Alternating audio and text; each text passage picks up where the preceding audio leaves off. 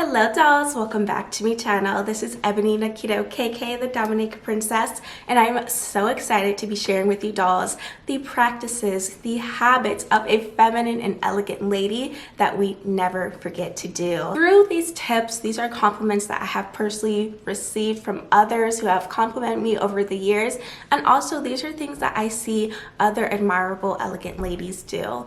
So I'm sure this will be 100% helpful to all of you ladies out there, all of you dolls who are currently on your feminine elegance journey. Now, along with this episode, I will be having a coordinating blog post where I share with you dolls a bit more in depth, a bit more detail, and there will be a bonus tip on there. Yes, indeed. So that blog post will be linked down below for you dolls, and you can also explore any of my past blog posts on femininity and elegance, and you can also submit any topic requests that you'd like me to go over. So I'm really happy to be sharing this with you dolls. Without further ado, let's chat dolls.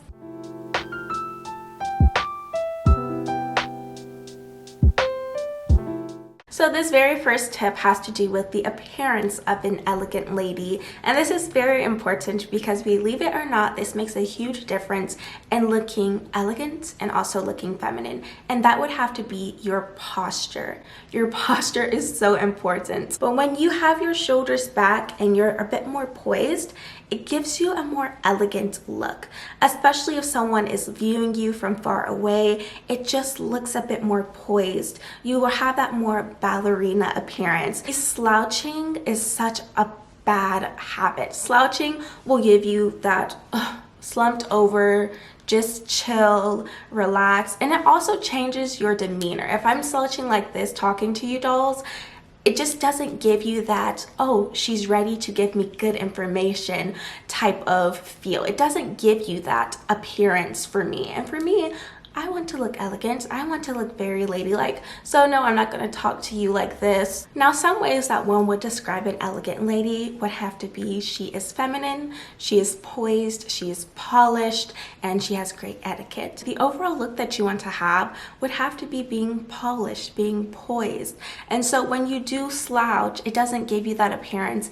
And overall, it just does not complement our feminine, beautiful bodies. It does make everything just look a bit more slouchy because you're slouching. My whole entire body looks a bit more shortened. It doesn't look as elegant, long, and poised like a beautiful swan. It's just kind of blah. So then it doesn't really portray your body in the best way as it can be. Now, this is something that you should never ever forget to do, and it seems like the world more and more now, they're all forgetting it. People are just kind of like throwing it at the wayside and saying whatever to it. But as elegant ladies, this is something that we never forget to do, and that is to say, how are you doing, back to the person who is asking you, how are you doing? Now, why is this so important? It seems so simple. Why is this even a thing? Because people forget to do it. People really do forget to do it, and it could come off as being rude. It could come off that you just do not care, and it could also come off as you're trying to rush the conversation, right? If someone's talking to you and they're like, oh, hi, how are you doing? And you're like, oh, I'm doing fine. Okay, well, conversation's over, right? It sounds like this person didn't really want to talk to me, and it could come off as being a little rude. Wouldn't you say so? As feminine and elegant ladies, we don't want to come off that way because we are supposed to be compassionate, we are supposed to be caring, and we're supposed to be genuinely interested in the people that we have met. You never know how a person can really impact you in your life. They can say one thing to you and could stick with you for the rest of your life. Or you could really be helping them. There could be something that you say that could just make an impact, or you could really just build a connection and they can help you in the future. It just starts off with, how are you doing? It starts off with being friendly. And just from that little small relationship, it has just blossomed into new opportunities. So I always say, continue the conversation. Don't cut the conversation short, and actually just be genuine about it. How are you doing? Oh, I'm doing fine. What about you? How's your day going? Take it a step further. Be that elegant and feminine lady who just brings warmth and happiness to her whenever she's interacting with others. Like, oh yeah, this person, they just seem very warm and friendly. Being genuine and being friendly is a huge part about being an elegant lady. It all adds to the persona of being elegant that's often not spoken about, but it's very important. Portray yourself as an elegant lady by the way that you look, by the way that you speak, by your actions with others. The funny thing is that just this morning I was about to work out and then I received a phone call. So they called me and they told me hello. I said hello back to them. They asked me how I'm doing and I said, oh, I'm doing great. How are you doing? He said, wow, I'm doing great. Thank you. Believe it or not, you're the very first person who has asked me that today. The very first person. And I was like, wow, isn't that interesting? And you would think it would just be natural for someone to say it back. But a lot of people more and more are missing out on that. And the fact that he told me that showed that he genuinely appreciated me asking him how he's doing. And it's so simple. They didn't ask him that. And that reflects really well on me. It reflects poorly on them, but it really does reflect greatness upon me, which is great. But it's something that you should definitely make a habit of. Even if you're a stranger and the person tells you, oh, I'm doing okay, I could be doing better, you could just give them a little words of encouragement, and guess what, it can really make a difference on them. And that's just a part of being genuine. It's a part of being caring, and those are really good characteristics for us feminine ladies to have. So simply doing that makes a world of difference. An elegant lady is also very sure to be polite, to still uphold etiquette, whether she's in a formal setting or in a casual one. So this includes whether you are out at a different event, if you're at a dinner, if you're speaking to the waitress, or perhaps even if it's a telemarketer on your phone. I know those are the worst. Usually I don't answer those phone calls, but if I just so happen to answer it and it's from a random business, if they ask me how I'm doing, I don't just say, I have to go, beep, and then hang up on them. I say, oh, I'm doing well. How are you doing? And they say, oh, I'm doing well. Thank you so much for asking. Did you know this, and this, and that? And then just wait. Practice patience. Just wait and say, oh, thank you so much for telling me, but I'm not currently interested. And right now I'm in a bit of a rush, but you have a great day. That's how you end it, dolls. That's how you end it. Very simple. You don't have to hang up in someone's face and be completely rude. You don't have to tell them off about how they're ruining your life by calling you. You really don't have to do that. Notice how you could just end it then and there, and then that's it. Now, this next tip may be scary to you if you are an introvert or you're not that much of a people person, but trust me, this will definitely benefit you in your life in general. And this is a very important skill for us elegant ladies to have. And that is making good eye contact in conversations. Whether you're talking to someone new to you face to face, if it is a lecturer, if it's a speaker, you should be able to make good, respectful eye contact with them. Natural, genuine eye contact, not just staring them down, but actual, real, genuine, friendly eye contact. Why is this important? It's important to have good social skills. An elegant lady is poised, she's very mannerly, she is able to just think of pretty much Miss USA. Think of the beauty queens, think of the pageant girls, the ones who are able to get on stage and answer questions. Now, no one's asking you to get on stage and answer questions on the spot. And then you also get to exercise your characteristics of being a feminine and elegant lady.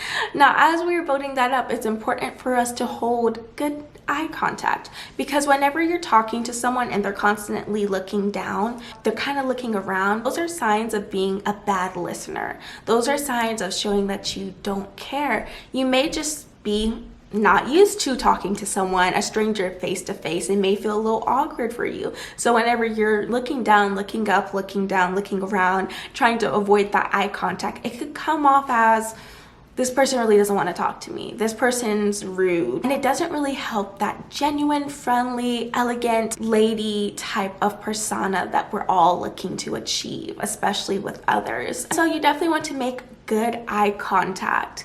It shows that you're a good listener. It shows that you're being genuine, that you want to hear what the person is saying. And it also helps with that connection. It helps them feel a bit more comfortable with you. One thing that I notice is that when I'm in an audience and I'm sitting down and I'm listening to someone give a lecture or speak, a good speaker makes eye contact with his or her audience.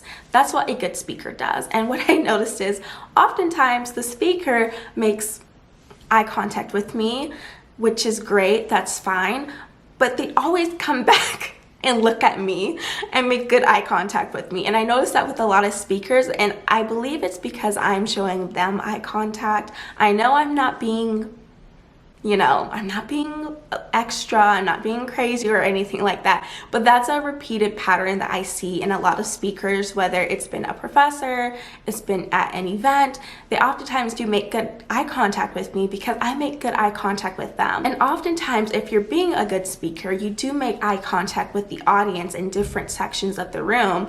But if you find a person that you kind of feel comfortable looking at, you go back and you continue speaking to them. And I know this based off of my own habits as being a speaker. It's just that one person in the room that helps you feel confident and comfortable. You're able to look at them, talk to them, make good eye contact, or just in that area, in that proximity, you just get a feeling of being comfortable. And that's what you want to give to the speaker. It shows that, you know what, I could speak to this person outside of this lecture. I can speak to this person outside of, the group conversation, and we can talk. It makes them feel comfortable. It makes them feel like you are genuine. And that's what you would want if you are speaking to someone, or if you're speaking to a group, or if you're just speaking to a person one-on-one. You want to be able to have that good conversation. You want to have that good eye contact with them. You want to make sure that you get that good connection with them and that you're having that eye contact. So definitely, if I was you, practice on making good eye contact and conversations. Again, you don't have to stare at them like that, but definitely look up, look at them, nod your head. And if you are just getting used to making eye contact with people as they speak to you, if you do still have that habit of looking down, what you can do is look down, shake your head, look back up, or insert, oh, I agree, oh, really? Just little things to respond to what they're saying, and show that eye contact there whenever you are making those statements or asking a question. Have a drink in your hand, take a sip of water, do whatever you have to do to kind of break the eye contact if you do feel a little bit awkward. But this is something that the royals have gotten used to and that they've mastered. They are able to go out into a group of people, shake their hands, look at them, strangers, complete strangers. And this is something that everyone has to learn to do. So it's not like they were born and suddenly they were able to just shake hands with strangers and make good conversation with them and come off as being genuine and kind and caring and good role models just because they were born into a royal family or they married into one. It's definitely something that you have to get used to, you have to practice, but by doing that, you're able to establish a connection with that person. So imagine if Princess Diana was shaking your hand and she didn't even look at you. Oh, hi, how are you? Looking down. You were like, oh, well, is it because I'm a peasant? It would be like that. No, but she would make good eye contact. She would smile and say, oh, hi, how are you doing today? It's great to meet you. It's nice to meet you. And with all of the other royals, that's what they do.